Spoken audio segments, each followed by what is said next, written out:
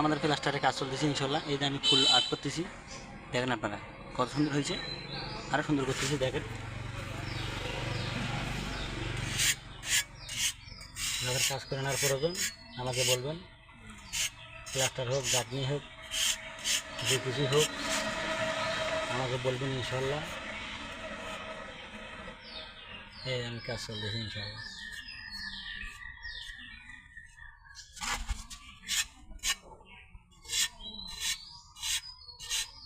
যাদের কাজ করে নেওয়ার প্রয়োজন আমাকে বলবেন ইনশাল্লাহ, করে দেবো আমি।